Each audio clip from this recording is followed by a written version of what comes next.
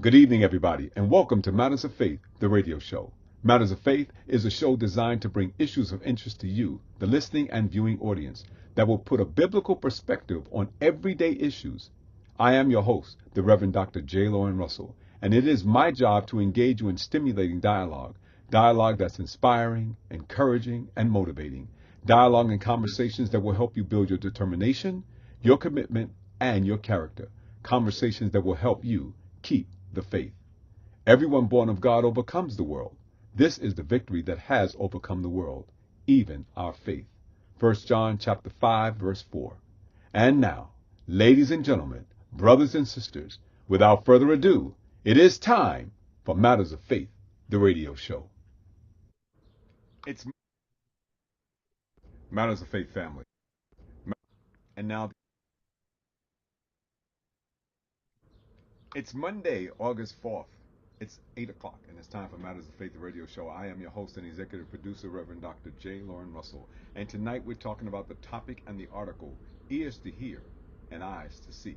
We're broadcasting live on our Matters of Faith YouTube channel, and we're also simulcasting on our Facebook Live groups, J. Lauren Russell and Matters of Faith.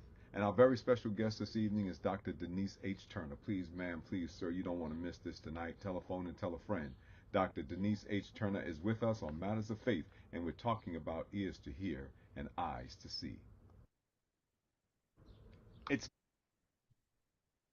Matters of Faith family. Please don't forget to support our advertisers and our sponsors financially. The JLR Company and J. Lauren R. Consulting LLC for all your church financial consulting needs. You need a church loan. You want to rebuild your church. You want to develop your church. You want to renovate your church. You want a trustee workshop. You want a evangelism workshop. The JLR Company and J. Lauren R. Consulting, that's your consulting team. JLORENR at JLR.LLC. That's JLORENR at JLR.LLC. Or simply give us a call, 718-328-8096. 718-328-8096. It's not about the castle, it's about the kingdom. Matters of Faith, the book. For hard copy, use our Cash App, $ Matters of Faith. The book is $24.15. You can also send or check a money order in the amount of $24.15 to the JLR Company, Post Office Box 301, New York City, New York, 10035. That's Post Office Box 301, New York, New York, 10035. You can also get it as an ebook. And if you decide to take that route, just go to www.smashwords.com/books/view/993177. That's www.smashwords.com/books/view/993177. Check out the Eat Okra app for all black-owned restaurants and so much more all over the nation. That's right, Eat Okra. Professional, compassionate, and family-friendly services in time of bereavement. John J. Fox & Sons Incorporated Funeral Services, proudly serving the Bronx community for 125 years. When you're in need, John J. Fox & Sons, 718-733-9114, 718-733-9114. You focus your business on profitability and your church on spiritual excellence. Let E.G. Edwards and Associates Incorporated handle your accounting and taxation with competence and professional excellence. Financial Solutions is just a phone call away. 718-949-5181. 718-949-5181. E.G. Edwards and Associates are here to help. Dial 718-949-5181. And get your subscription to Better Mag magazine today. A 2-year subscription is only $27.50. Go to www.abettermag.com. That's www.abettermag.com. And please don't forget, subscribe, like, and share our Matters of Faith YouTube channel. Subscribe, like, and share our Matters of Faith YouTube channel. And now the article, Ears to Hear and Eyes to See. And that article can be found in my column, Matters of Faith, at the Yonkers Insider, www.yonkersinsider.blogspot.com. That's www.yonkersinsider.blogspot.com. It's also carried in Better Mag magazine, www.abettermag.com, www.abettermag.com. It's also carried in Pamela's Big Heart newsletter and the Positive Community magazine, www.thepositivecommunity.com. That's www.thepositivecommunity.com. Some of you have received the article directly from me that I sent to you in a text. If not, you can find it on all of my social media outlets. That's Facebook, my Facebook groups, Facebook page, J. Lauren Russell, or Matters of Faith. Now watch this. It's now being published under its own banner, Matters of Faith, at www.mattersoffaith.blog. Let me repeat that, www.mattersoffaith.blog. Make sure you go to it and subscribe. When you subscribe, you will get a notification anytime something is published through Matters of Faith. You'll get the notification. So make sure, ma'am, make sure, sir, that you go to www.mattersoffaith.blog and subscribe to that column. Ears to hear and eyes to see. Job chapter 42, verses 5 and 6, New King James Version. I have heard of you by the hearing of the ear, but now my eye sees you. Therefore I abhor myself and repent in dust and ashes, ears to hear and eyes to see. The Bible describes Job as a man who was blameless, upright, who feared God and shunned evil. He heard the Lord clearly his entire life, but was offered to Satan by God as a living testimony of faithfulness. While under the attack of Satan, Job was experiencing the worst devastation anyone could imagine. Yet he remained committed to his faith in God. His peers and friends came to support him, but their words were like gasoline being poured on a fire. They offered little in the way of comfort until his youngest and wisest friend Elihu spoke with him. He told Job and his friends, "Hear my words, you wise men. Give ear to me, you who have knowledge. For the ear tests words as the palate tastes food." Although a young man, Elihu rebukes Job and his friends for their misguided views on Job's suffering, saying that suffering can be a form of divine discipline. Because God is just and sovereign, he can use any means he desires to bring a blessing into someone's life. Elihu's comments highlights the importance of humility and repentance in order to really understand God's ways. Then God speaks to Job out of the whirlwind. He confirms Elihu's assessment and reminds Job of his sovereignty and the limits of human understanding. This leads Job to humbly acknowledging God's greatness and his own limited perspective. When God speaks, it is amazing what our ears hear and our eyes see. Job's statement, "I have heard of you by the hearing of the ear, but now my eye sees you," recognizes God's awesomeness. Through his hearing, Job had only a second-hand and superficial understanding of God's sovereignty. But when he saw for himself, his ears and his eyes were spiritually awakened. When we hear with our spiritual ears and see with our spiritual eyes, we will likewise have a better clarity of God's sovereignty that will lead us, as it did Job, to humility and repentance. Be blessed. Now here's my question this evening. In what ways are you seeking to hear and to see the Lord in all his sovereignty? It's not as simple as it sounds. In what ways are you seeking to hear and to see the Lord in all his sovereignty?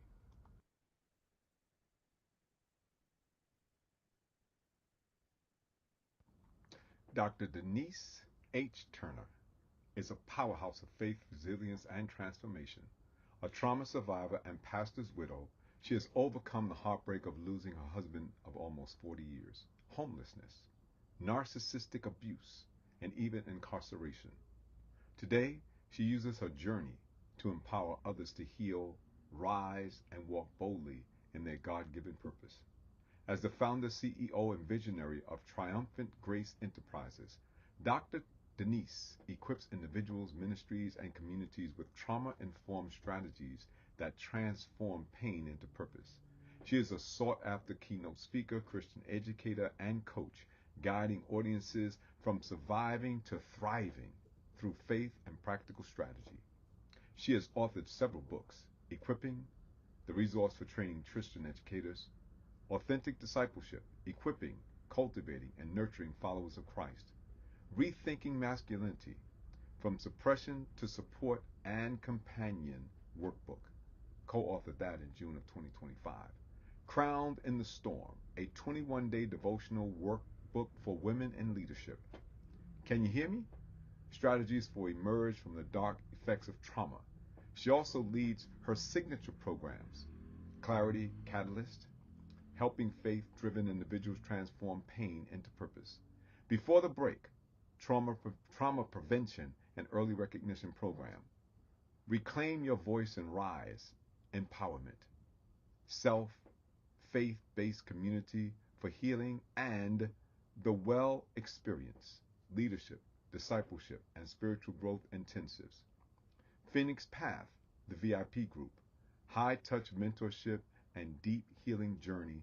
Dr. Denise continues to write, to speak, to mentor, offering seminars, workshops, and media appearances that inspire healing, resilience, and transformation. Her life's mission and motto is beautifully expressed in this motto: pastor's widow, helping others win. A pastor's wife, an author, an international speaker, certified trauma and inner healing strategist. Matters of Faith family, would you welcome with me tonight my very special guest and friend, Dr. Denise H. Turner. So I think, if I'm not mistaken, I think I got it all in there. So let's get our screens going, and you can come on and join us. And I can say good evening to you, and how are you? It's so good to see you. It's good to have you back on Matters of Faith. And so your camera's, there you go. There you go. Now we can see you. Now we can see you. So, hey, listen, you know what I always do every time we come on? I'm going to do the same thing I always did. And I'm going to ask you to please tell us something about yourself that we don't know, even though they know a lot about you because I've read your bio, but tell us something about you that we don't know and we really should know. I think they do know a lot about me by now, but how about um I am a silly person. Did Okay. you know that? Okay. And I know it now. Okay. I do not take myself seriously. I talk about serious subjects, but I'm not too serious about myself. So I like to lighten the moments for people who are in dark seasons. Mm-hmm. I want them to feel like there's somebody who's walking beside them. So you may not have known that about me, and that's what I'll give you right now. Okay. Well, I like that. I like that. That I did not know. And you've been on several times, but I did not know that. So I got a new one. So every time I ask you for something, you're gonna give me something new. Because there's always, See, there you. yeah, always something new. So tell us what have you been up to since the last time we were together? Oh man, Dr. Russell, I have created so many things. God has just been leading me to walk people through in a different manner. I have created signature programs that will help people in different ways. And that I think that is where my joy comes from in the creation of these different types of programs and being able to reach people in different ways. In the process of the actual business is an LLC, but I'm in the process of creating a nonprofit arm Mm, so that the some of the things that we offer can be offered at a discounted or a free rate. It would be subsidized scholarships. So I'm in the process of doing that, and that's something that I'm kind of excited about. Oh, that's exciting. That's very exciting. Very exciting. So that'll be under the umbrella. Under the umbrella, absolutely. Do. So if you know anybody who wants to give some money, that's what I'm looking for. Okay. Give some money to help these people, um, help them to, become a part of these signature programs. And let's go. Let me just go back over some of those signature programs because I'm going to stop the share because they don't need to see anymore, but it's up there for them to see. But some of the Okay. programs which I mentioned was Clarity Catalyst, a helping faith-driven individual transformation that transform pain into purpose. Then Before the Break, trauma prevention and early recognition program. Then you have program Your Voice and Rise, right? Reclaim your voice and rise, I should say. And that's an Hmm. empowerment. That's an empowerment, Absolutely. safe, faith-based community for for healing actually and for the well-being. That's two of them, right? So you have reclaim your voice and rise, and then the well, and that's an The experience, well experience. right? And the well experience is something that I'm really excited about because it's a mentorship program Mhm. for younger. It started out for women, but there are men as well, Right. who could use mentorship. And so this program would provide a 6-week mentorship offering to them, walking them through, and it will, somewhat merge with the clarity catalyst, walking them through some of the things that they may have been through or are going through, and how to gain some clarity and how to get through and what you can do when you get to that other side. That's interesting. In light of what we're talking about tonight and the character that was chosen to talk about this topic, because it sounds like the well experience is like a Job experience, doesn't it? Well, that was the, well, I don't know whether I should say interesting, but that's how God works. Hmm. Um, he he led me to create that clarity catalyst for people who were going through. And then when I saw the article, I'm like, wow, God, I mean, you couldn't have done this any better because it's exactly what I want to help people through the Job experiences. I wish I had had an LU. I wish I had someone Yeah. to tell me at those points, at the darkest points of my life, that this is just God's plan. He's building you.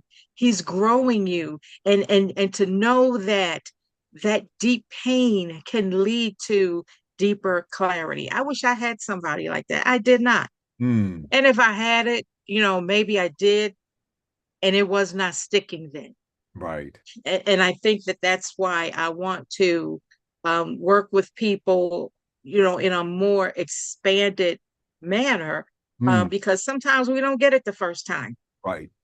Right. Sometimes we need somebody to drill it in us.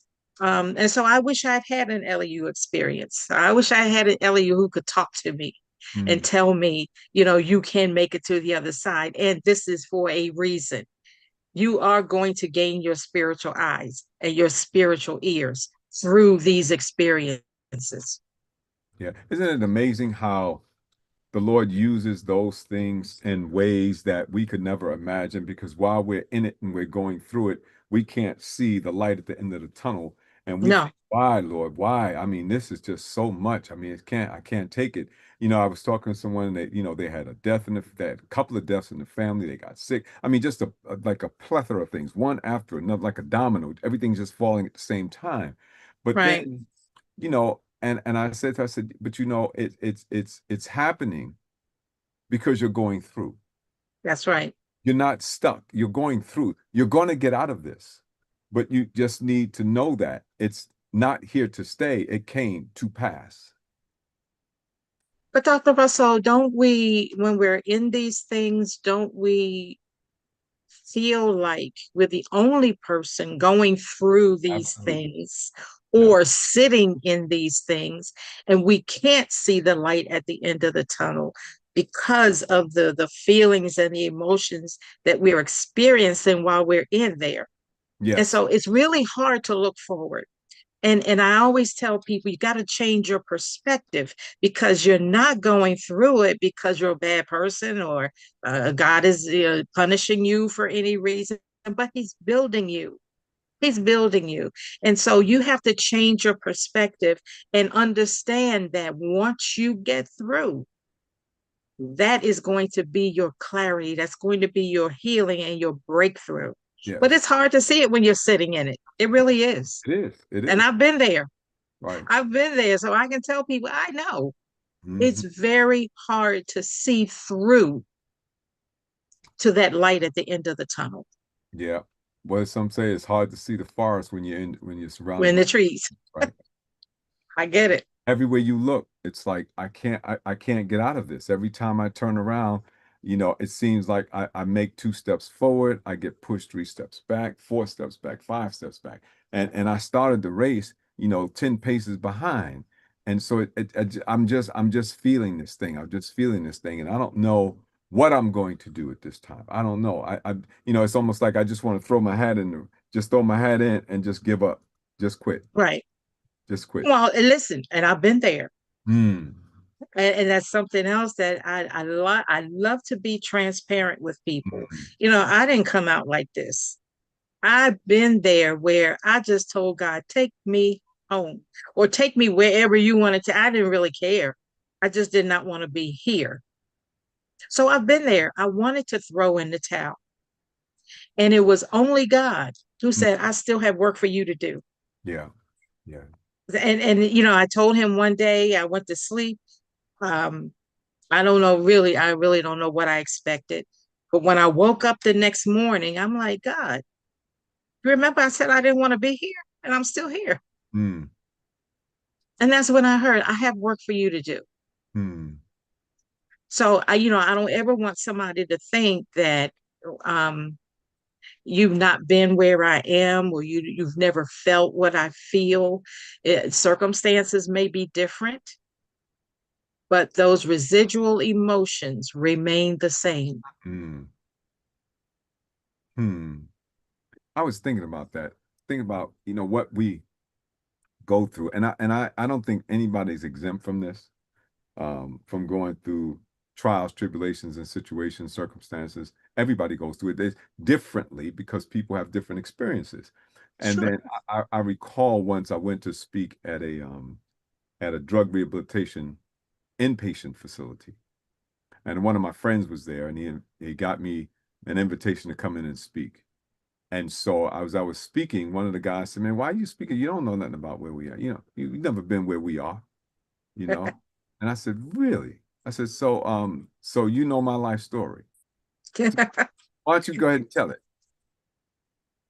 He said, I don't mean that." I said, "No. I mean, I understand." I said, "Because you think because I wasn't strung out, that I wasn't shooting dope, that I wasn't doing that, I didn't hit my bottom." I said, "Everybody has a bottom, Absolutely. different for everyone." I said, I got my bottom. And when I hit that bottom, I realized at that point that I don't want to go any further because the next level for me would be the grave. That's I right. wasn't ready for 6 feet under. And so I made some decisions in my life that basically marked my life for the rest of my life. And I'm not going back. Absolutely. And so when I said that, he said, "Hmm." I said, "Yeah." I said, "There's more to that." I said, "My friend invited me here. Why? Because we grew up together. We did things together. He admired me because I didn't go as deep down as he did, but I was right there." Yeah. But depending upon who you are, and I think about that because it takes that level of self commitment. Not trying to be like everybody else. Just be yourself, and the Lord will work through you to bring you to the person that He wants you to be. Because for you, she is standing right there. She's right there. But Mhm. sometimes we get so caught up in where we are that we forget where we're going. Does that make sense? It does. And sometimes you have to take your eyes off of yourself. I think I allowed people Mm, to influence me because I probably told you, a couple times that I thought I lived a quote unquote dream life. mhm, And when I started going through different things, people would look at me or come to me and say, how could you be going through this? mm. You're a pastor's wife, but we're human. We are people. We all go through different things, and it doesn't matter. And it's probably why I'm so passionate now because people see me as who they saw me as. Mm. But I've removed that mask, took that hat off, and now I can be more transparent to people.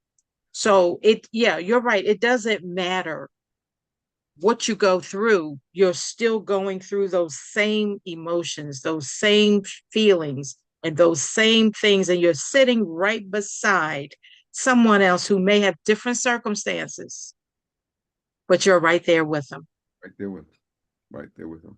right there with them. And you will. I'm one of my dear friends, Dr. Johnny McCann, used to say, you will succeed if you don't quit. Oh, absolutely. You know? I couldn't see that then, though. No, no, of course not. I didn't see that. You look and you say, how can I see that? I mean, everything around me is falling apart. I mean, I'm falling apart, right? I'm in a situation, I can't control my environment. I don't know. I can't control anything. People are telling me what to do 24/7. I can't think straight. But then let me tell you something interesting. I don't know. He might be listening tonight because I gave him some information yesterday about the show. But I was talking with a brother that I hadn't seen in years. He didn't necessarily remember me, but we were talking. He knows I know him because we know everybody the same, and his brother I know very, very well. So we were talking, and he said, "Did you get your degree?" I said, "Yes, I did."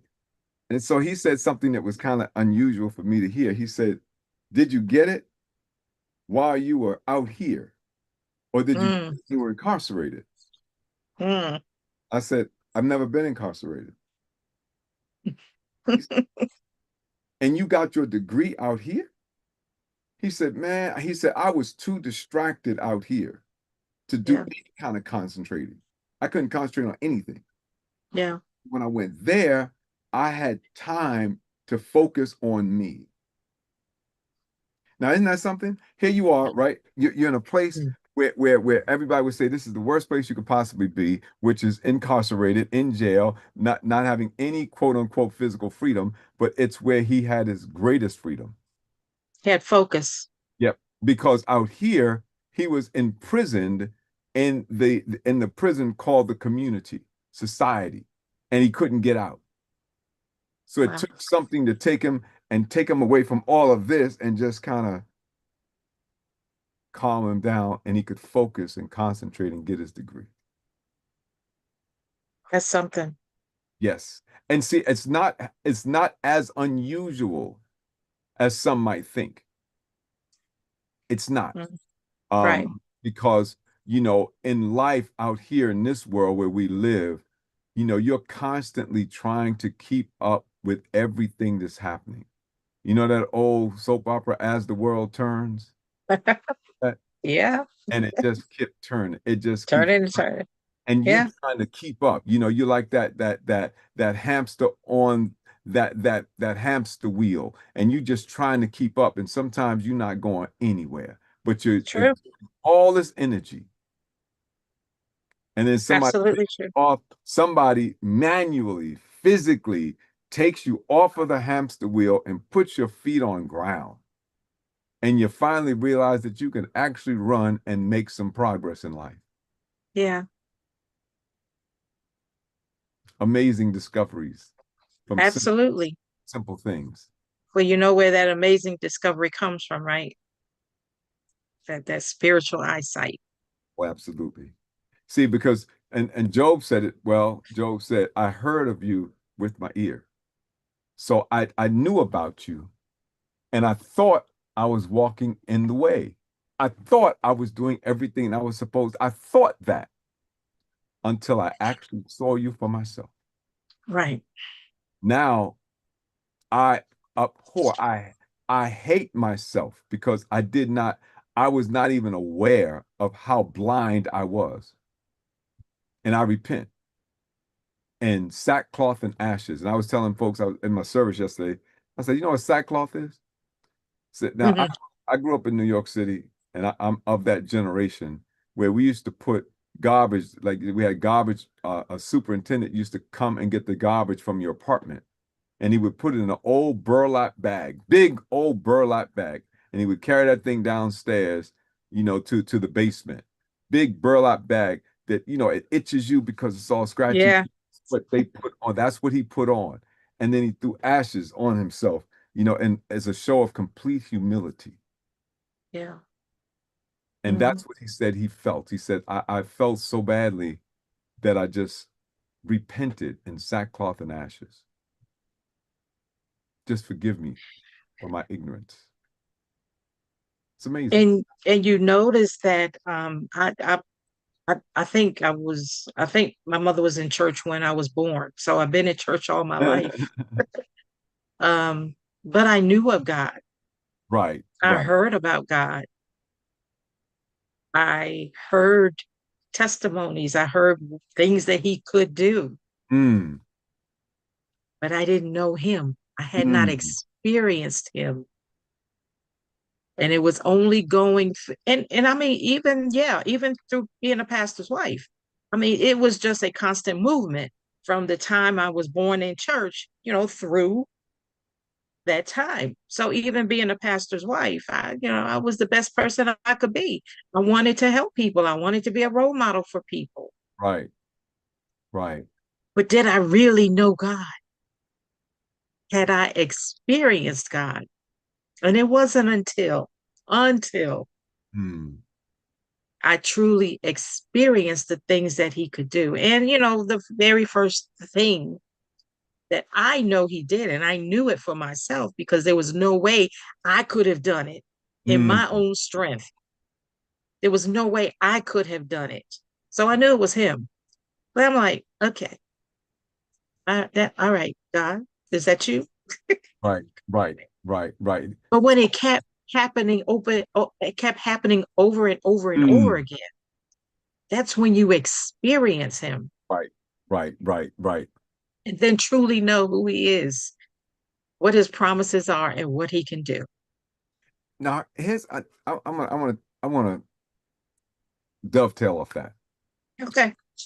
Um, some people would argue that um, Christians kind of have a wishful thinking perspective, and that they would rely on this wish and this prayer rather than their own abilities. Hmm. And they say that the God that we serve isn't is not a fair God to put you through such changes. That he must be an evil person, an evil being, to allow you to go through such torment and such quote unquote hell in order to get you to get closer relationship with him. Now, I'm sure you've heard people say that, mental health strategists, as you are. People say all kinds of things. Yeah. What do you tell them? And I think that it's not until um, a person really goes through to see the end and what God can do for, or will do for you. There's not even a can, but he's promised the things that he will do for you. We have to understand that these trials are temporary. It may not feel like it when you're sitting in it, but trials are temporary. But God's faithfulness is eternal. And he has promised us certain things. So when we shift our focus from why me to what is God trying to show me? What is he trying to teach me? And I think that's where a lot of people um, we get stuck because we think that God is doing something bad to us or allowing something bad for us instead of trying to get the lesson. Because once we endure, that's when restoration comes. Mm. So we really have to shift our focus to what is he trying to teach us? We really do. So when you're going through one of those trials or one of those tribulations, and instead of saying, woe is me, you say, what are you trying to teach me? Absolutely. What am I What are supposed you trying to show me? Yeah. What am I supposed to learn? And And we if, don't always do that. and if a person does not know, have that type of relationship with the Lord where they can talk to him like you and I are talking. So they say, is there something for me to learn here? Right. I mean, you could ask yourself that question, even if you're an atheist, right? And what Absolutely. I learn here, because everything that happens in life is either going to be a lesson or victory. If you're not victorious in it, it's because you're supposed to learn something from it. And if you can learn something from it, then you will be victorious. We choose to be victims instead of victors. Yes. Yes. We choose that. And I can't tell you why that feels to be the right thing at the present time, but we choose to be victims, whether it's because we want somebody to commiserate with us or help us through it. I don't know. Mm. But we choose to be victims and we can definitely be victorious and look for what you're and like you said, even if you are an atheist, I don't know when people got this, the universe, even in the universe can teach you things. I know where my help comes from. It's God made the universe, Mhm. but even the universe can teach us lessons. So we need to ask, well, what am I supposed to learn through this experience or from going through this quote unquote this hell? And that's how some people see it. They're in hell. They cannot get out. That's why you got to shift your perspective. Yeah. Yeah. Oh, by the way, there's no such thing as an atheist. You said that before. Yes. There's no such thing as an atheist. Because you first have to believe a thing and then you have to disprove it before you can say that, right? Disprove it. You got to disprove it. So, you talk about, I don't believe in God, but you talk about him because you first have to believe that he is, and then you have to set out to disprove that he is. And So that you makes sense. can't be an atheist. There's no such thing. So That we makes sense. we talk about that. So you can be like undecided. You can be, non-caring about whether or not there is a God or not. But you can't really be an atheist. So, Makes a lot of sense. yeah. When I learned that, oh gosh, about 40, 50 years ago, something like that. And I had to think about it a lot Yeah. because it didn't, on the surface, it sounds like it doesn't make sense, right? Right. You can't be an atheist. Well, because, to be an atheist again, that means that you are trying to disprove something that other people believe that you yourself sort of don't. And I said, oh, wait a minute. So Hmm. you have to first say, okay, if there is a God, then you begin to disprove it, right? So, but you always go back to that question. If there's no God, well, if you're thinking about it to that extent, you're saying that there is a God, but I'm going to prove that he doesn't exist. So you don't think that I'm very sure throughout a person's life they hear about God from somewhere. Um, but is it not possible to start out not believing that he exists? Well, you could start out with a misunderstanding of who he is. If you, I mean, because there's some people in the world that have quote unquote never heard of the God that we serve. Hmm. They do serve a God. It might Hmm. it might be a tree, it might be something in creation, because normally that's what it is. It's something in creation.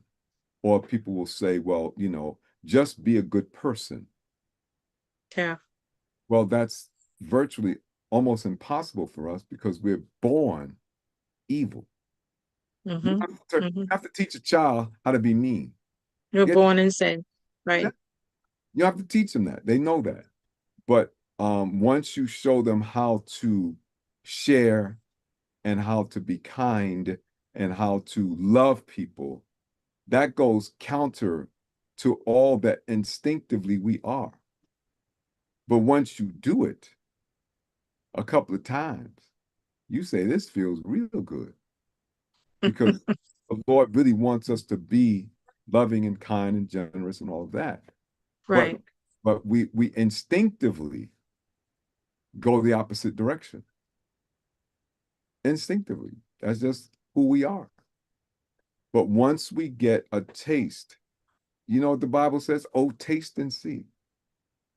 So taste and see, two senses, taste, and then Right. your eyes will be open.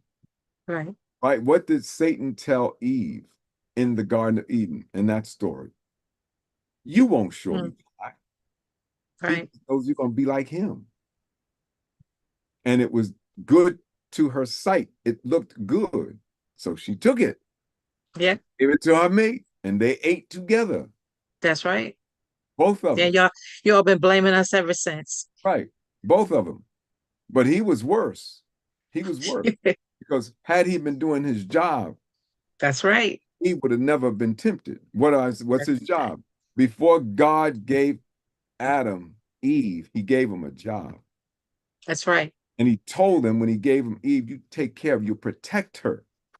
If he was Yeah, protecting her like he was supposed to, she would have never been tempted by Satan. right. But but he Absolutely. but he was somehow or another distracted. And suddenly she was enticed. And she went and got him. And he ain't say nothing about it. He ain't say, oh no, we're not doing that.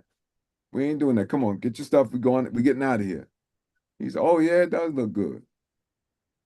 So, the ring in the nose, he went along, and both of them got thrown out of the garden. Both of them. You just preached a sermon there, Doc. I know. But it's interesting because when we think about this stuff, this is not rocket science. God didn't make Right. it difficult. He made it difficult for the non-believers because for Yeah. them, it's a mystery, right? It's a mystery. But once you get over the thought that it's not something that is hidden out of your view, but available for you, and you can get over the idea that you can worship God, that He's worthy of praise, that you get over that ego or that sense of pride, then you can begin to become. Hmm. But as long as we're in this for me, we're not becoming who God wants us to be. We'll never become the Absolutely. person that's in front of us that the Lord is taking us to because we're too wrapped up in who we are. That's right. Sense of self. Yep. Hmm. Yep. The greatest sin on this earth and in the world is pride. Pride. Pride. Absolutely. The Got to Isley get out of it. the Isley brothers made a song about it. It's the pride. Yeah. It's the pride. And that's what it is. I mean, we battle with that every day. I mean, people say, you know what, I'm not putting up with that because who do you think you are to treat me like this? Yeah. Right? But you did something that created the situation. You helped to create it. Now you again, you're looking introspectively and say, why me? Why me? But when we follow the Lord's teaching, we refocus our attention. So as you said, you want to help people overcome those things. That's what you do. So in Right. order to do that, you got to come out of self. Because what happens if they turn around and say to you, who do you think you son of a F, and start calling you everything but a child of God? And you Right. start looking at yourself and say, is that me? Mhm. Well, if you do that, then you can't help them because That's right. they pushing buttons that still hang on to your coattails. You Mhm. can't help them if you're too wrapped up in yourself. That's right. And that's what Job didn't understand, right? Job Right. was doing this. I'm doing everything I possibly can. I pray for my family. I make alms for them. I make sacrifices for them. All of the things that he was doing. But the Lord said, I didn't ask you for your doing. I asked you for your being. That's right. Anybody could Mm. do that. That's what my dad used to say. Anybody could do that. And what was that? Anything. Anybody could do that. But when you're being who God created you to be, then those things don't matter anymore. That's right. That's true. Absolutely. Yep. So your ears, when you hear with the ear, you hear, right? But Correct. it doesn't penetrate the spirit. It doesn't penetrate to your heart. Hmm. It takes something to break that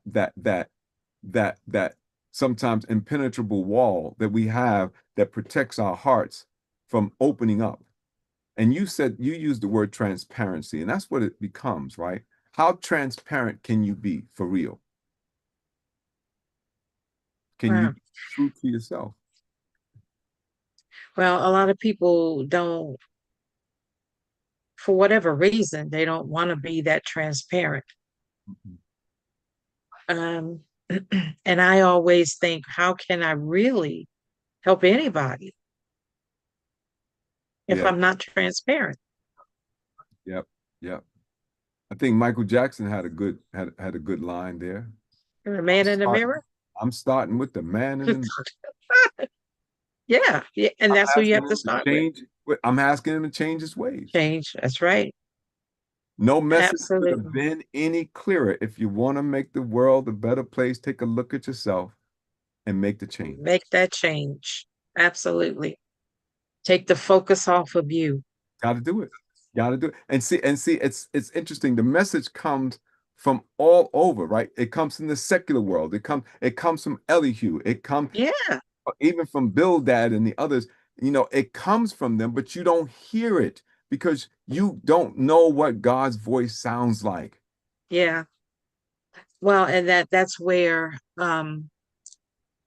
the shift has to take place. Right.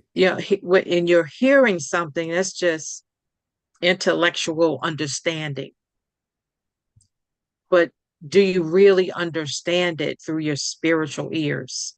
Right. Only that shift that Right. can transition from us from that place to where we need to be.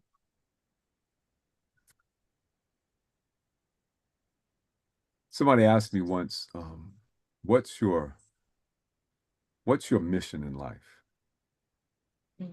That's a really big question. It is. What's your mission in life, Doc? What are you here for? Hmm. I will say that I want to be able to be what God wants me to be. What is that? Um,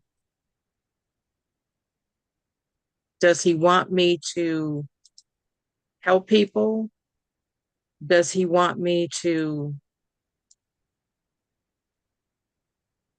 whatever it is he wants me to do? Does he want me to help people? And I had to get to that point where I'm hearing clearly. what he wanted me to do. I've been on this earth a few years, not knowing exactly what I'm supposed to do.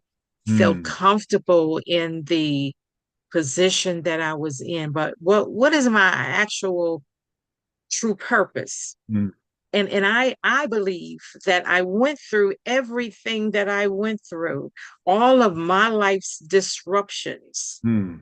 so that I can transform somebody else's pain into purpose. I think I might have been seen as um, just somebody who came to church every Sunday, and you're a nice person. You have a good heart. Right, right. You help people, Mm, but that was superficial to me. mm, It was superficial. So I had to really get through everything that I was going through. And I could not even figure out, why am I going through these different things?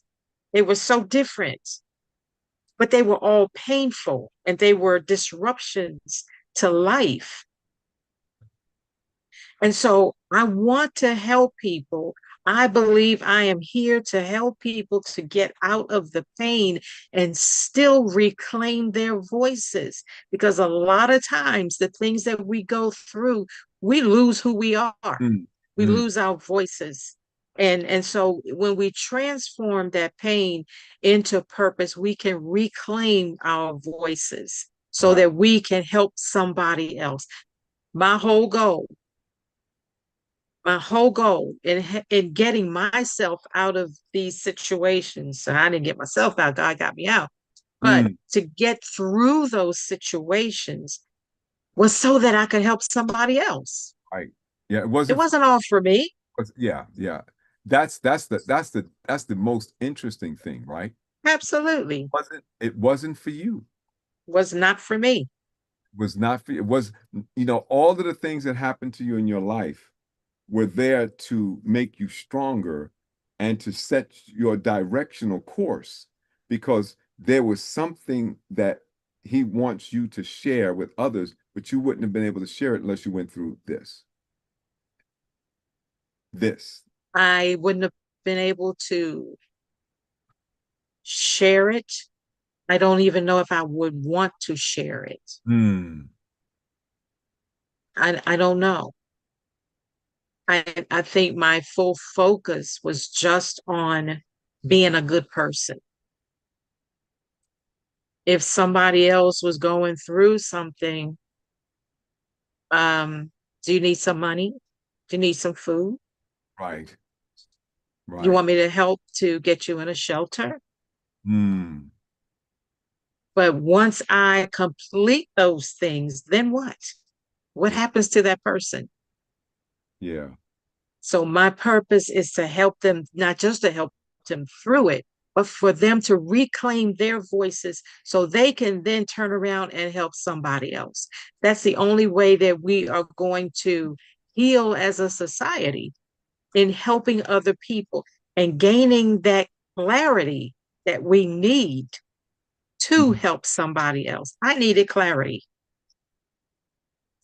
And when that was spoken to me, that's when I created that program, Clarity Catalyst. Hmm. I don't even know if I would want to help somebody else to the point that I do now. Hmm. So that's my purpose for being here. I truly believe that. And God showed me through all of the different things that I went through. And I knew I didn't have a voice. Right. I didn't have a voice. Being a pastor's wife, I was behind the scenes. Right. And I was not even a wife who preached. That was not who I was. I Not. supported behind the scenes. Yeah. That's where I was comfortable. So I didn't have a voice that I could help somebody else. I reclaimed a voice, and I want to help other people reclaim their voices. Wow. People have to understand that you got to go through these things in order for you to step into and walk boldly into the purpose that God has for you. Yes. We can't walk into it timidly. Mm. Got Mm. to walk boldly. That's why I'm here. Okay. I appreciate that. That's not an easy, that wasn't an easy question to answer. No, it was not. Mm-mm. Absolutely not. You know, I remember the when someone asked me that question, I vacillated on it, and then I came up with something that I share. I tell myself this every day, 3 or 4 times a day or more. I'm the best man doing the best ministry as a disciple and an ambassador for Christ to help sinners Mm, work out their soul salvation and to mm, encourage believers so that they can strengthen their Christian walk. absolutely. What that means for me is that anything that I do, if it doesn't fit into that paradigm, I will not do it. So if somebody Gotcha. asks me to do something, but it doesn't fit into that paradigm, I'm not going to do it. If they ask Right. me to do it and it fits, I'll do it. Why? Because it's not real work for me. That's who I am. So I Mhm. can put myself into anything. But if you don't know who you are, then whatever No, you do makes very little difference. absolutely. You definitely have to know who you are, who God says you are, and not accept what other people want to put on Right, you. right, right, right. It's just one of those things. It's an amazing thing, you know. Um, I'm hoping that eventually I'll get to the point that I'm every day, like I'm living it and I'm doing it and I'm not having any qualms about it at all. Because, you know, I vacillate from time to time. I say, oh, okay, is that really who I am? You know, and Mhm. it's interesting because I think I have a pretty strong constitution and I think I have good character. But every now and then, I was like, it ain't working. It ain't working. Got to go back and try this one. Gotta know. Yep, yep. Got to go back and try this one all over again. So Yeah, it gets absolutely. challenging. It gets to be challenging. But that's what makes it good, is that it gets challenging. Because Right. Dad used to say, again, if it were easy, anybody could do it. Sure. That's why he gave it to you. So uh, and I do know sometimes I'm like, God, please, really? Do I have to? yeah, But that's true. and I that's the believe that's why he gave it to me. yep, yep. That's why he gave it to you. That's why he gave it to you. And those things that you go through, you know, those trials, those tribulations, and those challenging situations, you know, they really make you stronger because you don't know where you're going to wind up, but God does.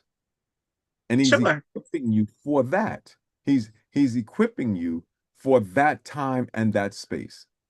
That's Make right. you ready. You don't know, but he does. Absolutely. And so that's what we hold on to is that he knows more than we do. So what I do know is that we're at the top of the hour. And what I'm gonna do Oh, is I'm going to disappear for a moment. You can do likewise. And by the way, for those of you, did you miss me last week? I hope so. I actually broadcasted a show that I did previously because I was away. And it gave me an opportunity to visit with family. And one of my nephews, Dwayne, got married. So he and his oh, wife, I had a wonderful opportunity to meet her and just had a great time with family and traveled and was able to spend time just with them, concentrating awesome. and I broadcasted a previously aired show. I hope you enjoyed it, and if you did, just give me a comment. Let me know what you thought about last week's thing because I may want to do that some more because I do need some me time. You know what I'm You saying? do. So I need to do that from time to time. And so I just want to know what you thought about it because we will be re-airing some of the shows that we do at certain points in time. But for right now, what we're going to do is we're going to do a little quick disappearing act, and then we'll come back Okay. in moments Okay. After we read the article again, we'll ask the question again. We'll get you guys committed to answering the question. We will say a little bit more about our guest, and then we'll be back to finish off the second half as strongly as we started the first. Matters of Faith family, please don't forget to support our advertisers and our sponsors financially. The JLR Company and J. Lauren R. Consulting LLC for all your church financial consulting needs. You need a church loan, you want to rebuild your church, you want to develop your church, you want to renovate your church, you want a trustee workshop, you want a evangelism workshop. The JLR Company and J. Lauren R. Consulting, that's your consulting team. JLORENR at JLR.LLC. That's JLORENR@JLR.LLC, or simply give us a call, 718-328-8096, 718-328-8096. It's not about the castle, it's about the kingdom. Matters of Faith, the book. For hard copy, use our Cash App, $ Matters of Faith. The book is $24.15. You can also send or check a money order in the amount of $24.15 to the JLR Company, Post Office Box 301, New York City, New York, 10035. That's Post Office Box 301, New York, New York, 10035. You can also get it as an ebook. And if you decide to take that route, just go to www.smashwords.com/books/view/993177. That's www.smashwords.com/books/view/993177. Check out the Eat Okra app for all Black-owned restaurants and so much more all over the nation. That's right, Eat Okra.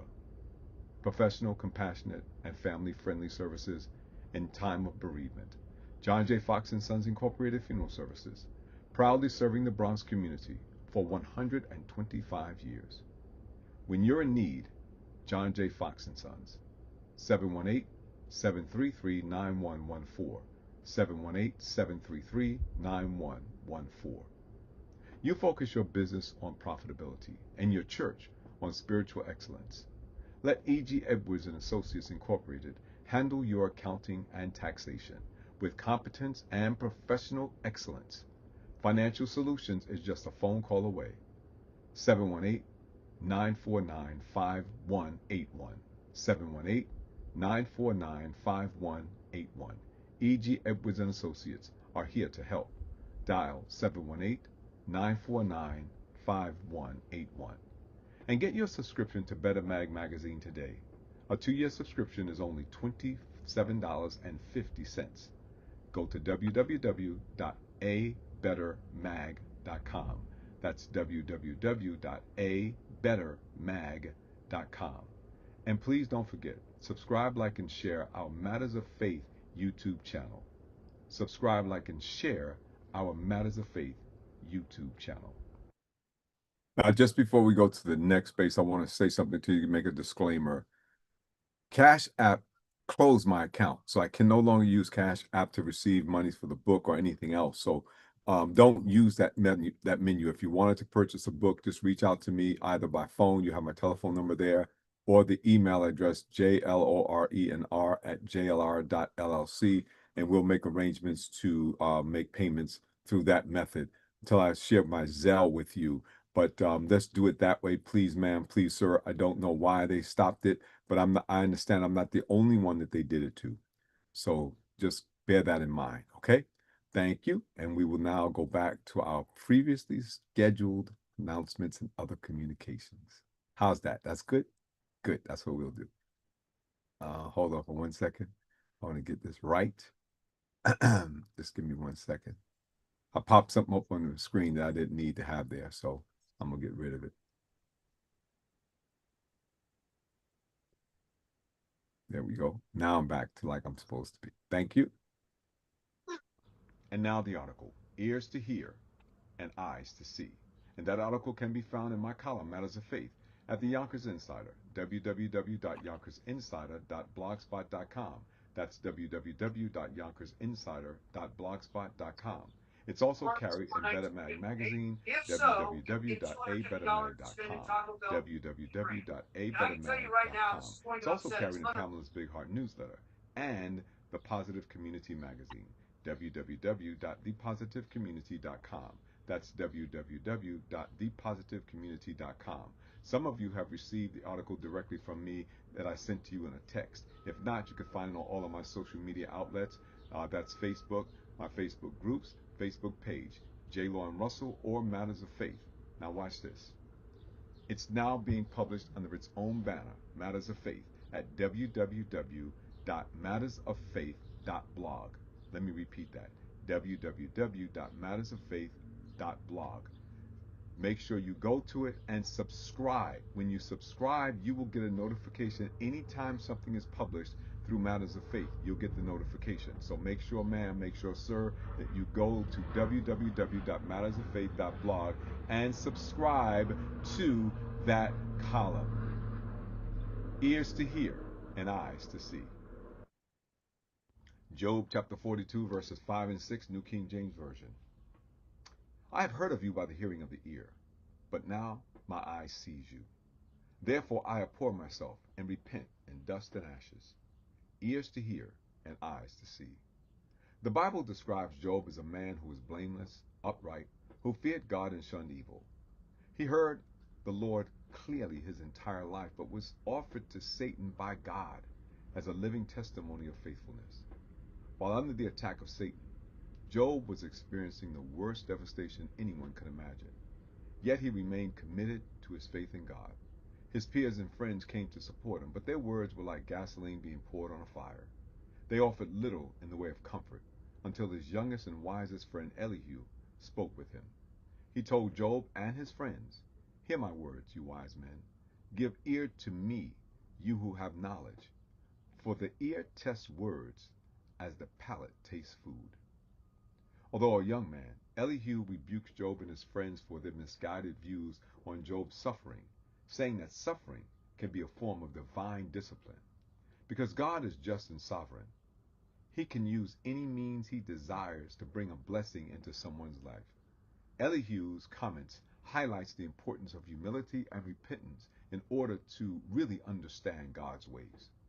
Then God speaks to Job out of the whirlwind.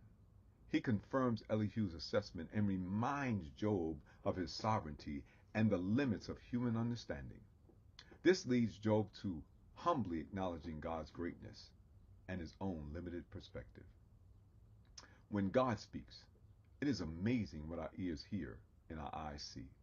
Job's statement, "I have heard of you by the hearing of the ear, but now my eye sees you," recognizes God's awesomeness. Through his hearing, Job had only a second-hand and superficial understanding of God's sovereignty. But when he saw for himself, his ears and his eyes were spiritually awakened. When we hear with our spiritual ears and see with our spiritual eyes, we will likewise have a better clarity of God's sovereignty that will lead us, as it did Job, to humility and repentance. Be blessed. All right, for the last time this evening, here's my question, and it's not as easy as it sounds, but I really want you to engage. In what ways are you seeking to hear and to see the Lord in all his sovereignty? Once again, in what ways are you seeking to hear and to see the Lord in all his sovereignty? Now, you've met my guest. You've heard her speak. You know all the things that she said about her is true. But now it gives me a great deal of pleasure to introduce you to something that you didn't know about her, which she already told us, but I'm going to tell you something that you didn't know. She believed she could do it, and she did. And so, Matters of Faith family, would you welcome with me for the second half of the show my friend, my guest, this dynamic woman of God, this widow of after 40 years of marriage to a wonderful man of God. But our guest tonight, Dr. Denise H. Turner. Well, all right, now we're back. Live and in living color. You want to tell us tell us what we're looking at so you can tell us what we see since we're going up there. I'm not going to take it off right now. You reached back and got some goodies. Wow. Um, yeah, in that top left-hand corner, that's my marriage days, days that I was very fond of. Mm. Um, didn't know what I was doing, but God was gracious. Hmm. I had fun. Hmm. Um, I would do a lot of speaking, even though I said I didn't have a voice. Hmm. I did a lot of speaking in that left, the bottom left and the top right. But after going through different trials, tribulations, and life's disruptions and adversities, I didn't know that I would be able to continue to survive. But one day, God said, you can do it. And I still have work for you to do. I started to believe that I could, and I did. Hmm. I love it. I love it. I love it. Yeah. You had said something earlier on. You said that, and you just sort of reiterated again. You knew of him, but Hmm. didn't know him. Right. Talk about that for a moment, because I think that kind of transparency will help a great deal of people. Well, I guess, if you are in church all of your life, you have heard of God. Like you said, there really isn't an atheist, but you've heard of God. You've heard people talk about God. And that is where I was. Even growing in the church, um, I knew of him. But had I really experienced him, that's the thing. And that's what I had to get to the point of experiencing him, knowing his comfort could reach me, knowing that his guidance was there for my next steps, knowing that he had the power to get me out of where I was in pain and put me into purpose. Hmm. That's experiencing him. It wasn't a matter of what somebody else told me. It wasn't a matter of what I had heard. Again, that is just intellectual knowledge. Hmm. But my heart had to experience him. I had to learn about the beauty of his Hmm. sovereignty. Hmm. And it was his sovereignty that I had to experience because um, I even in knowing him, I thought that I could do things for myself. I was a well-educated person. I've been to school. Um, my mind wasn't too bad. I learned a lot of things. I've learned some things on my own. And Hmm. so I knew I could do it myself. But there's some things that we cannot Right. do without God. And it wasn't until he showed me some of those Hmm. things that, that I could not do. And just to be slightly more transparent, when I was homeless, getting into a housed situation was difficult. I couldn't do it. I couldn't do it because my credit took a hit. Hmm. I had no money. I was unhoused. I was homeless. I didn't even have money to eat. I didn't have a job. And one day I got a call from United Health Group and saying we wanted to offer you a job. My first question was, "You're who from where?" Didn't even recall applying for anything from United Health Group. And that's to this day, I still think I didn't. Hmm. I don't know how they got me, but it was God. So I had a really good job. In trying to get a place to live, I had no credit. I had no money. You need down payments, deposits, and all of this good stuff to get a place. I had none of that. God worked the whole situation out. So I knew it was him. It was not me. That's when I knew I had to depend on his sovereignty. And his sovereignty proved to me what he could do Mm. and what his promises were. So he That's used, experiencing him. yeah, yeah. So he worked through your homelessness, Mhm. and you Yep, probably met some awesome people along the way. I absolutely did. I met and he put people in my path, people that I had never even met before, who helped me, who gave me finances to get through that season of life.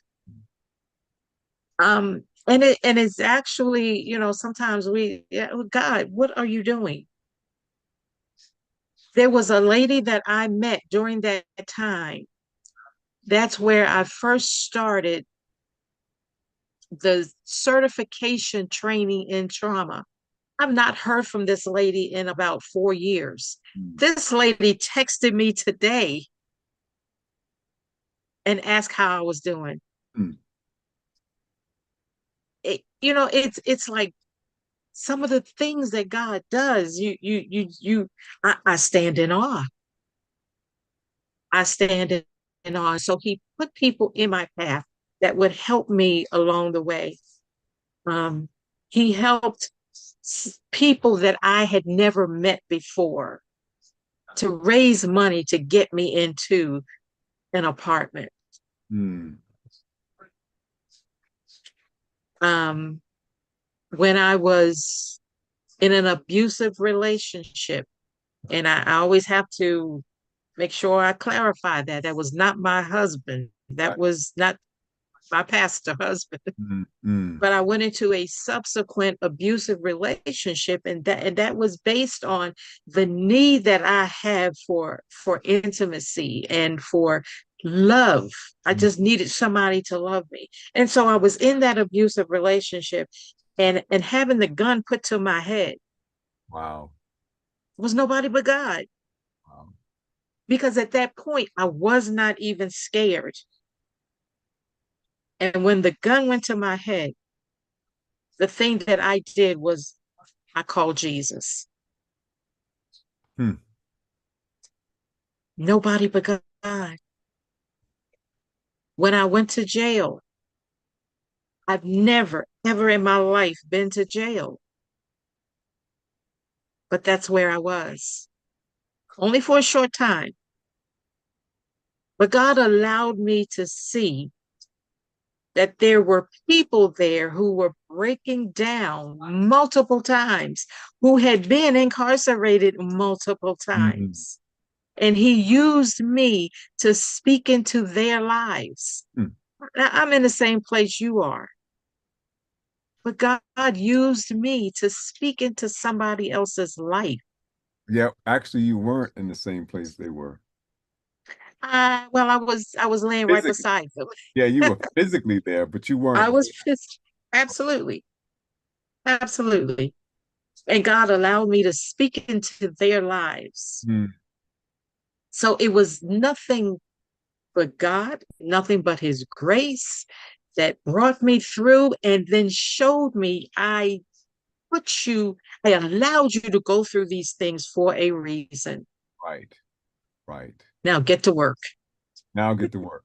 Yeah. Get And to and it's work. interesting, right? Because you can work anywhere because God is sovereign, right? He puts you to work. Absolutely. He says, bloom where you're planted. I planted you here. I allowed Absolutely. you to get here. Now get to work, right? Don't Absolutely. let your circumstances determine your blessing. That's experiencing God. Yeah. In a profound way. Profound. profound way. Yes, So I know I've been in church all of my life, but did I know him like I know him now? Hmm. No. And I'm just grateful. I'm grateful. Wow. So what would you say to somebody who is going through, a physical abuse situation, a drug addiction situation, homelessness, they're incarcerated, or they may be looking at being incarcerated because, it's that time, they're right there. It's going to happen, and they're anxious about it. They don't know what to do. What would you tell them? What I would tell them is they first of all have to stop. They have to have some quiet time with God. And whether you have had that quiet time before or not, this is the time to do that.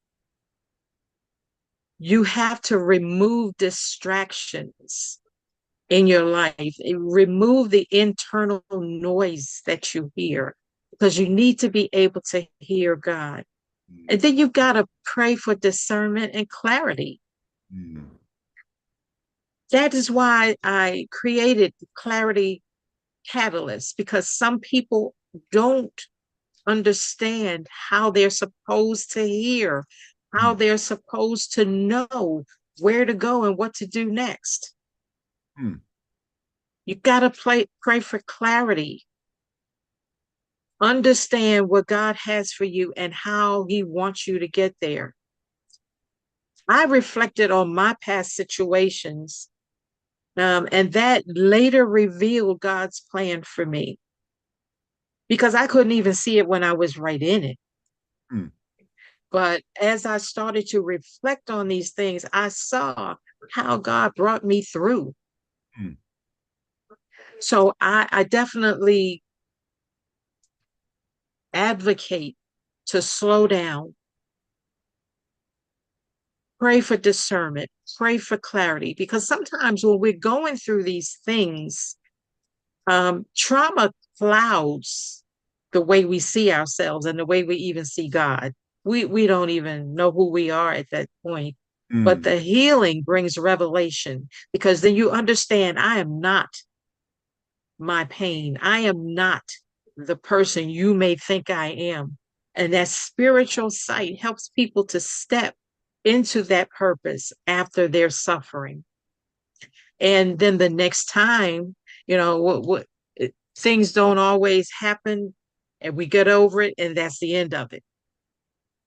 We may go through something again, Mm. but now you have tools that you can work with, and that can help to get you through something a lot easier than you got through them before.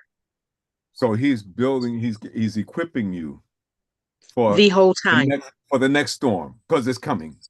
Absolutely. The whole time. The whole time. And so we have to understand that, um, we have to take the time to listen to him. We think we can do it on, and again, I wish I had an Elihu.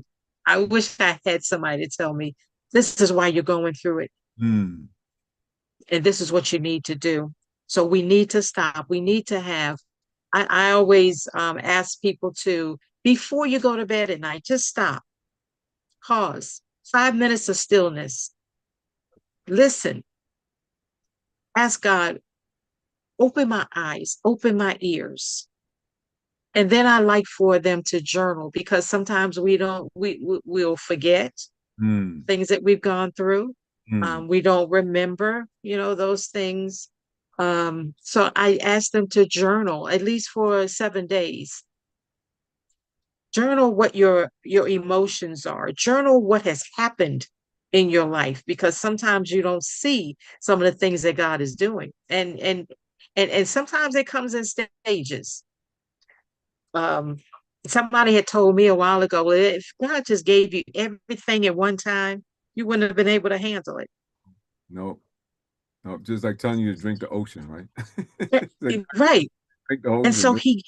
yeah, he gives us stuff in stages. And Yeah. so over those 7 days, document what you see that has happened in your life, Mm. Mm. what you feel from God in those 7 days. And I tell you that will bring you to such a point of clarity that you're now able to shift your perspective from woe is me, why me, God, Right. to I am here and I trust you. And you can see him. You see, because when you look back, you can see him in each one of those scenarios. You can see him. Yeah, absolutely. Yoko Ono, right? Everybody knows Yoko Ono. Yoko Ono Yes, is the wife of John Lennon. right, She said, to make a dream come true, start writing what you want.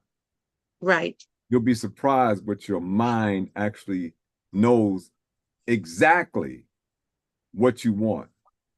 So start there. That's Absolutely. journaling. That's journaling. That is Just write journaling. it down. It's what you so for instance, during the course of a day, and I used to do this a lot, and it became second nature for me to do it. In fact, I write it in my mind more than anything else. But I look at situations, right? So if I'm sitting there and say, okay, I'm running behind, I've had a number of different telephone calls, and I have to prepare for this tonight, right? And I'm in a meeting. I gotta meet with this person, and I got a telephone call in between. So I'm saying to myself, okay, what's my mood right now? Right? Because I can become immediately, okay, listen, I gotta go because I'm overwhelmed. I gotta get what I gotta get done. And everything else moves to the side, right? But I say, you know what? I've got plenty of time. I'm just going through one of these waves. It's coming, but it's going to be okay because Absolutely. I've already made preparations for this. I just have to put it all together. I just have to put the pieces together. And so I know that, right? But if I didn't do that, I may do what a lot of times happens to us. We panic. But if I know that about myself, that I tend to be a panicker, then I can look at that a little differently, right? So if I'm journaling, Absolutely. I'm looking at, I'm saying, you know what? At 5:45 p.m., I started to feel a little panicky. And what happened? And you connect why. Absolutely, absolutely. Start connecting the dots, right? And say, you know what? That's right. That's a trigger for me. Now you can start working on the triggers. You can start eliminating triggers and you can start creating. And then you say, you know what? When I felt that, I prayed. I said, Lord, I need you. I can't take this with myself. I need your help. And so you pray. So you journal that. I prayed to the Lord. And guess what? I felt. Guess what? I Mhm, did. I got a telephone call mhm. from someone. Somebody came and visited. Something happened. Now you're journaling. Now you're showing how God shows up in your life when you call on his name. Can I tell you a secret? Please. I won't tell nobody. If you promise not to tell anybody, No. I still feel anxiety. Yeah. There are times where I feel like I don't want to be around people. Hmm. I don't want to place how I'm feeling on somebody else. So I start feeling anxious. And I started feeling like this for like the last several days. So what I do is I isolate myself because I don't want to place any of that on somebody else. And that's when it's me and God, me and God. And that journaling, that praying, Mm-hmm. that discerning Him, that listening, acknowledging my feelings, but anchoring myself in His truth, that's what brings me out. Don't tell nobody else that. Okay. I won't. I won't. But Okay. let me tell you a little secret myself. Uh, Okay.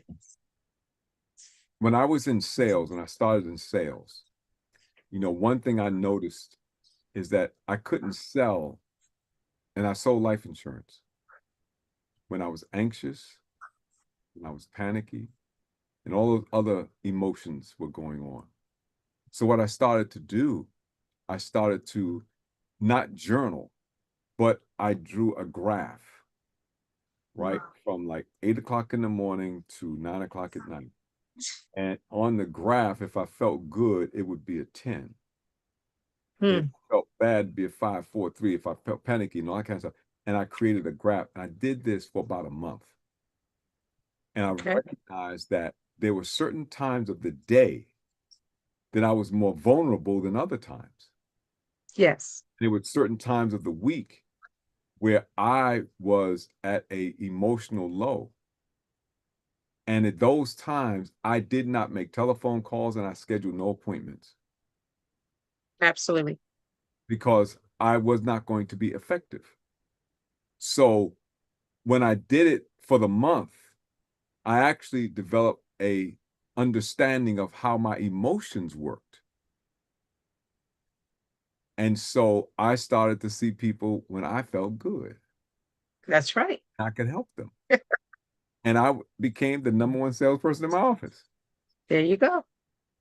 I had a vision, had a dream, had it, and so I was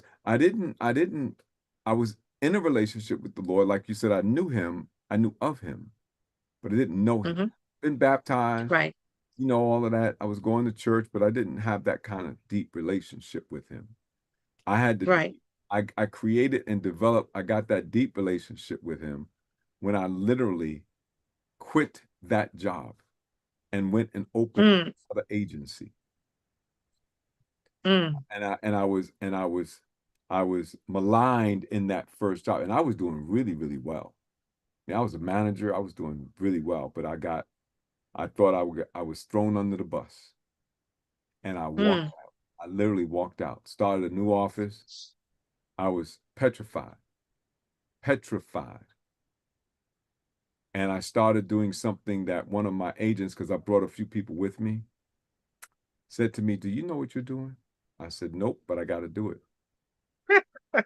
And what he was talking about was not the office, but what I started doing was once a month, I'd tell all my agents, and I said, "Listen, just have your clients, just have them come to the office at 6 o'clock in the morning. We're going to pray." And my office is on 42nd Street and Park Avenue. 6 o'clock in the morning, I opened the office and we would have people come in and we would pray before they went to work. I said, we'll buy coffee, we'll have donuts, we'll have something for them to eat, right? They come. We did that. And one Wednesday morning, it was Wednesday, I never forget it was a Wednesday morning. I got there, I was the only one who came. I went to refresh myself and came back to the office, nobody came. And I began to pray. And the Lord said, "Open your Bible." And I normally just don't open my Bible, just open it. I did. And it said, "Preach the word, be instant, in season and out of season." And I was like, "What?" He said, "Keep reading." And I said, "Oh my God." And I felt this sense of like complete overwhelming. I felt like I was encased in something. Called my pastor. He wasn't available. I remember it was 6 o'clock in the morning. So I called my spiritual daddy. He was in Memphis, Tennessee at the time, pastoring in Memphis, Tennessee. His son had just recently been called into ministry. And his son's like my brother, He said, "Man, you calling this early?" He said, "Daddy is never home on Wednesday morning. He's always at the hospitals visiting, but he's home today." And confirmed everything that was going on in my life right there. Wow. And so, in my petrified state, the Lord said, "I'm talking to you." And literally, everything changed. Everything changed. Yeah. Everything. My whole life changed. Everything. I knew who he was because I saw him with my own eyes. And you were experiencing him. Yes. Yes, I wasn't doing an intellectual thing anymore. This was me and him, and everything in me was in his presence. Yeah. And I say that Mm. because I want this audience to recognize and to know that, you know, when you allow the Lord to be who he is in your life, when you allow him to open your eyes so that you can see, when you begin to listen with an ear to hear, Right. he will reveal things to you that will amaze you. And Absolutely. he'll show you who Abs- you are. So when somebody asks that question, what are you here for, Dr. Turner? You can tell them. You can tell yeah. because that's what we have to be. That is defending the faith, as the Bible says. Right. It's not you having to stand up and pontificate and having to repeat or to just speak every verse in the Bible and call its numbers and give you the address. That's not what it's about. It's about Right. you surrendering. He'll give you the words to speak. He'll tell you He what. will do that. So, Mm. so when you allow your ears to hear, because and it's interesting, right? And I say this aloud because you have to avail yourself of that blessing. Absolutely. You know,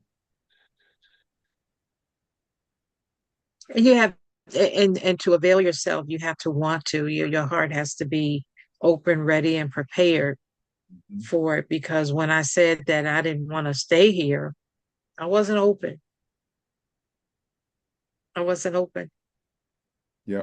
I didn't want to be here. Mm, That was it.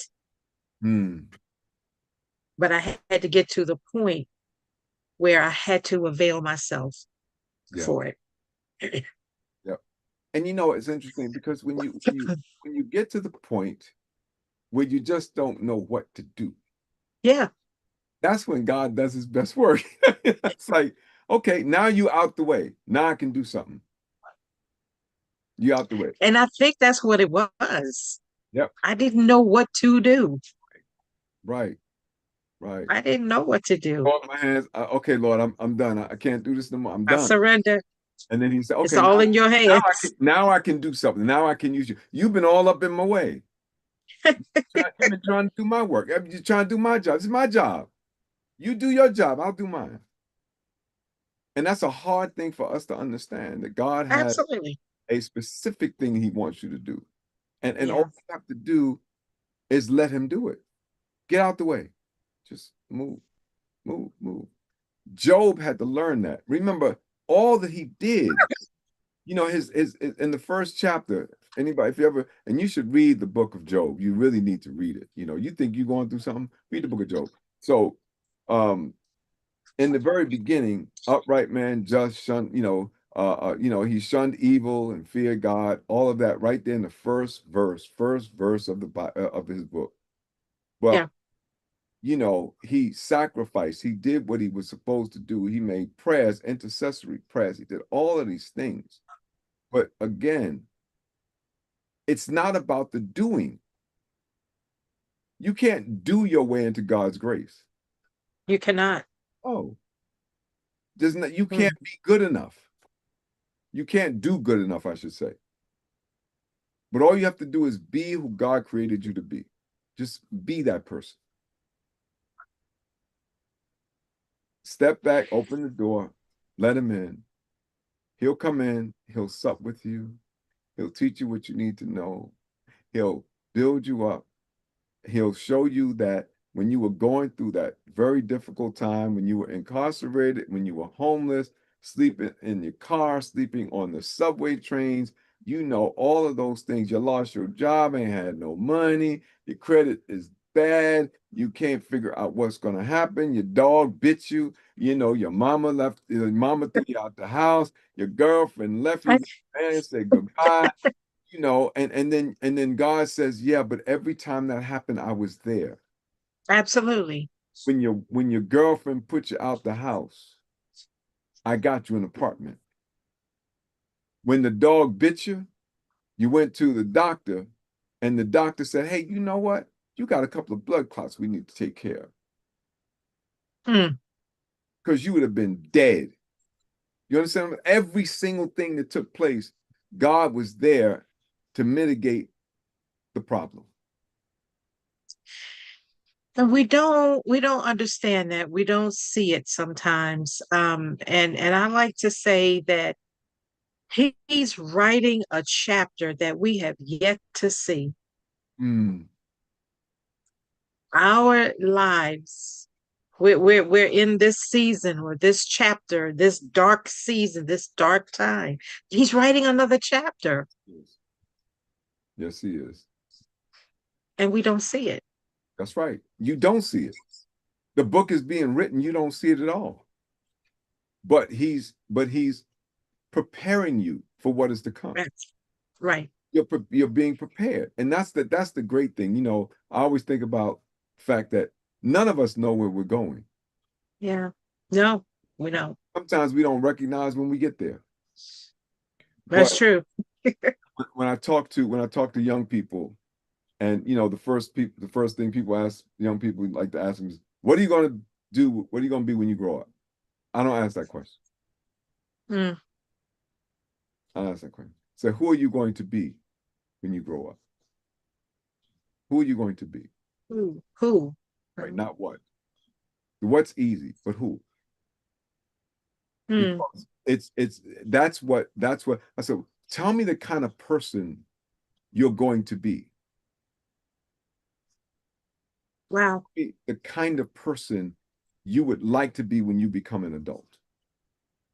And when they can describe it, they can describe that person to me.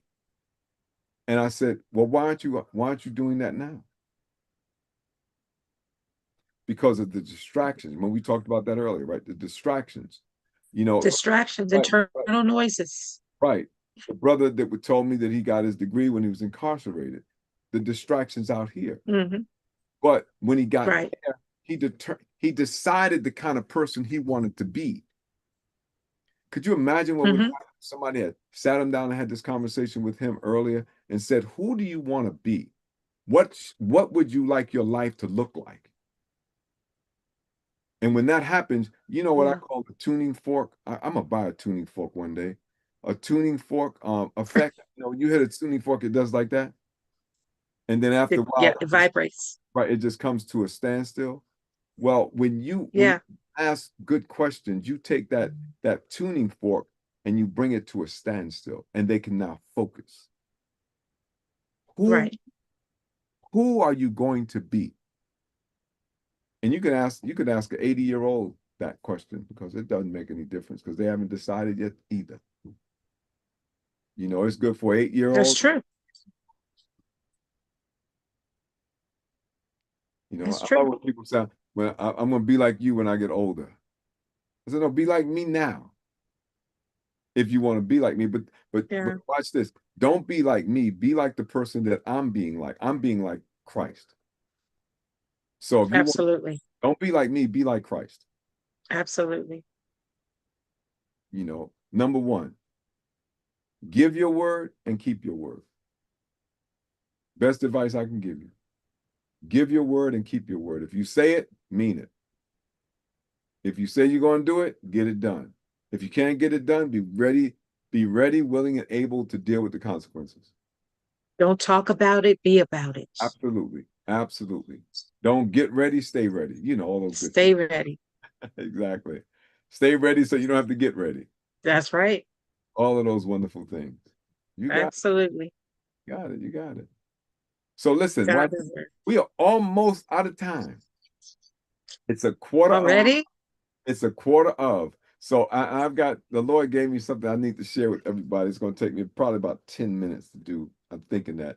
So I'm going to try to keep my time tight. So let me turn it over to you and let you close with anything you want. You can take your time and just say what you got to say, and then I'll come back with the thing that the Lord has placed on my heart to close out with. Well, I would really like to encourage people to, like you said, read the entire book of Job. because there are so many things that we can take from Mm. his journey. And I like to keep my focus on God. Don't don't avoid listening. We need to listen when we're in our dark seasons, because God is always speaking. Mm. He's always speaking. And like you said, he can speak even the Bible or in everyday life. He's always speaking, but we need to keep our ears and our eyes on him and tuned, Mm. because I've learned that clarity will come after we surrender. We have to just avail ourselves to him, give ourselves over to him. We have to surrender, and then we will get the clarity. Restoration will come following revelation. So I think that people need to um, stop looking at the situation that you're in Mm. and look to where God wants you to be. You don't know how to get there? Get a person. Mm. There are people who in your communities, your faith communities, or whatever other kind of communities you are in, who can be your wise counsel. Mm. Get you an Elihu, somebody who can give you some wise counsel, And because we cannot. tell it to you straight. No chaser. Absolutely, absolutely. We can't do it alone. We think we can because we're smart. We got degrees. We can do this, we can do that. You cannot do it alone. God said, when you pass through the waters, he's going to be with you. So why would I not allow him to take me through? Why would I not?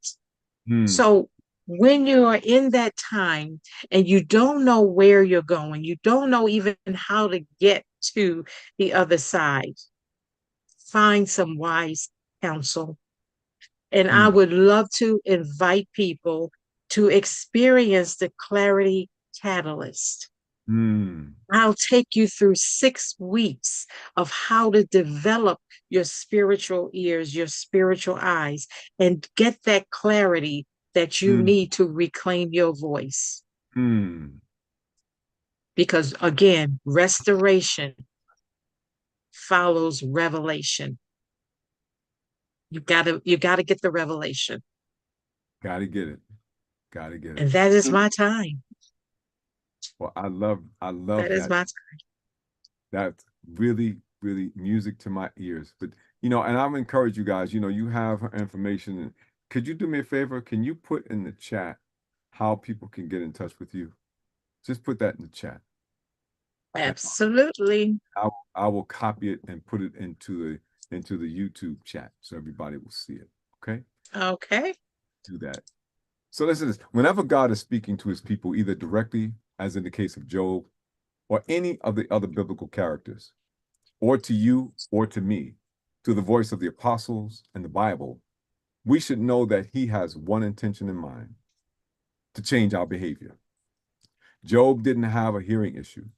He heard everything the Lord had spoken. He was a faithful and honorable man. The Bible describes him as a man who was blameless, upright, a man who feared God and shunned evil, right in the first chapter, verse 1 and 1. Do you know Job?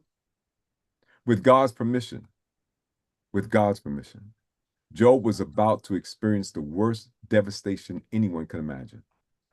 Despite all of this, Job remained committed to his faith in God. Do you know Job? He tore his robe in grief, shaved his head, and fell to the ground to worship. You've all sinned, or you've all heard those famous words that are attributed to Job. Naked came I out of my mother's womb, and naked shall I return thither. The Lord gave, and the Lord has taken away. Blessed be the name of the Lord.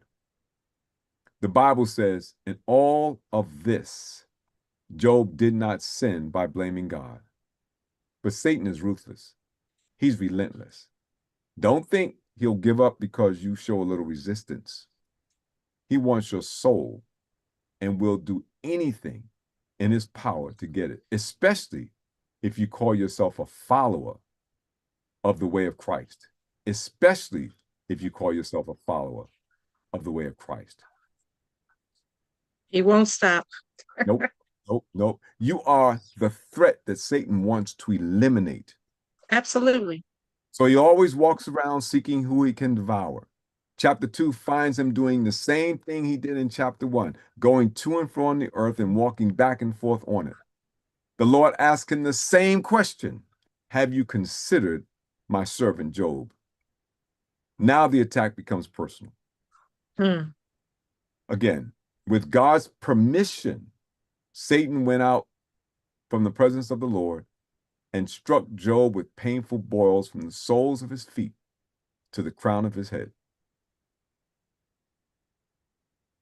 Do you know Job? Do you know Job? It was so bad that even his wife said that Curse God. he should curse God and die. But he said to her, you speak as one of the foolish women speaks. Shall we indeed accept good from God and shall not accept adversity? In all this, Job did not sin with his lips. He complained a lot, but he didn't sin. It took a while. Old friends came by to offer comfort, but it was like pouring gasoline on a fire. And finally, this young and wise friend, Eliphaz by name, rebukes Job and his friends, his old friends, for their misguided views on Job's suffering, saying that afflictions can be a form of divine discipline and an opportunity for us to learn more about and draw us closer to our Heavenly Father. Elihu helped Job go from hearing only to seeing too, ears to hear and eyes to see. We've been blessed tonight by a woman who's had a Job experience. She heard about him with her ears. You heard her. You heard her story. Married to a pastor, taught Sunday school, led groups of all kinds, then homeless and in prison. If you don't know Job, I hope you got to know Denise tonight. And I pray that you get to know yourself. Hearing with the ears and now seeing with the spiritual eye. Thank you, Dr. Turner, for gracing this platform again this evening. I appreciate the time that you took out of your busy schedule to be with the Matters of Faith family and your willingness to be so transparent. Oh my God, that's so wonderful. You shared with us new ways to see the Lord. Do you realize that the last time you were here was on October 10th, 2024? That's close to a year ago. Yeah. Our topic was, let's get stoned.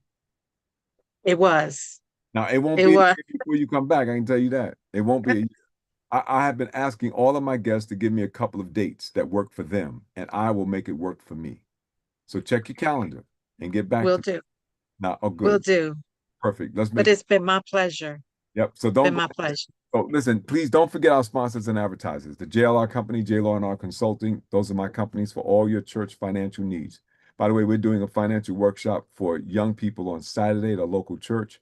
It's going to, help them to understand how to work biblically with your finances.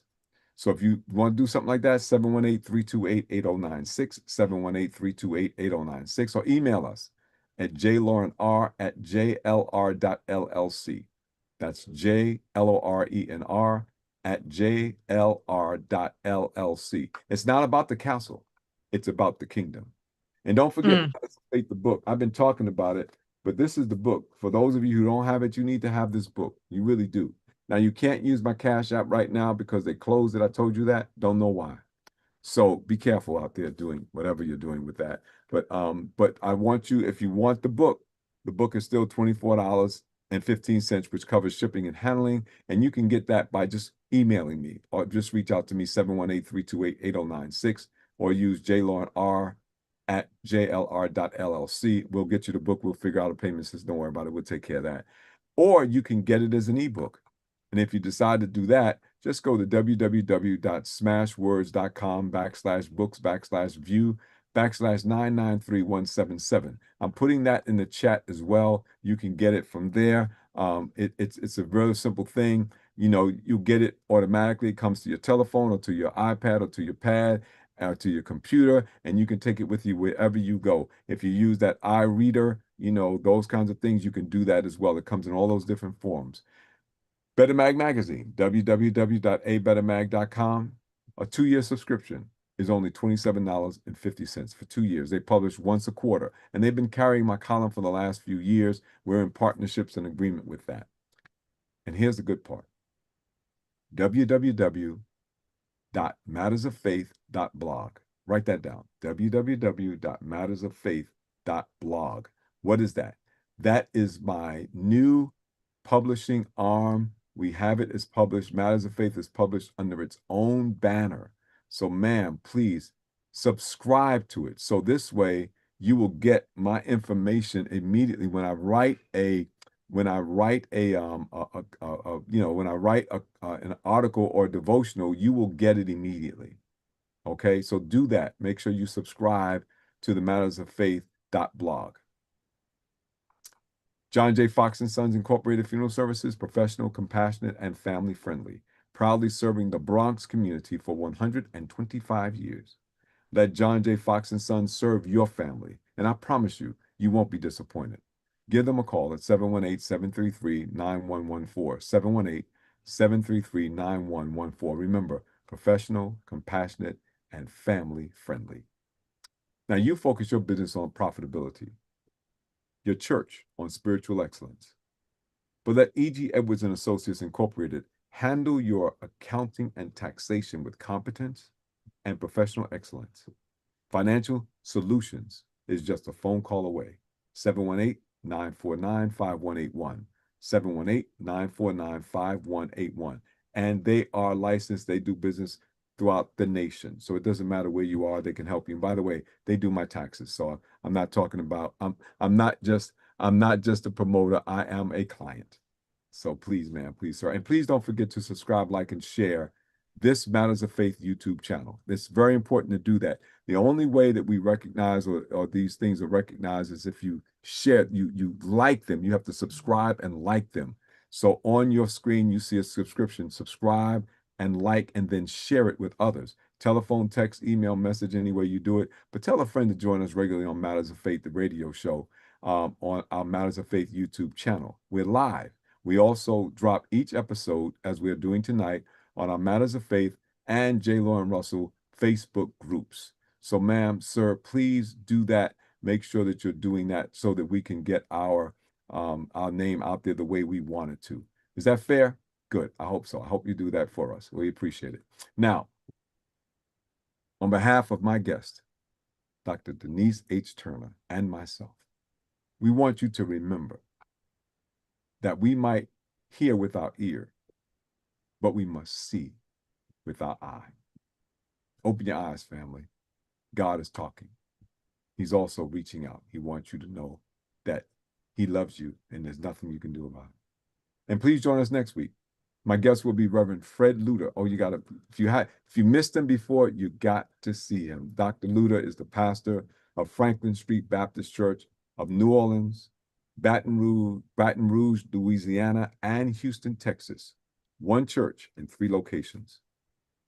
We shall be on at the same time and the same place, the Matters of Faith YouTube channel. So make sure that you subscribe, like, and share this Matters of Faith YouTube channel. Now, if no one has told you this today, let me be the first to say that I love you, and there's absolutely nothing that you can do about it. So get used to it. Now, the Lord bless you, the Lord keep you, the Lord make his face shine upon you and be gracious to you. The Lord lift up his countenance upon you and give you peace. So on behalf again of my guest, love you, Sister Denise. Love you, love you, love you. Y'all have a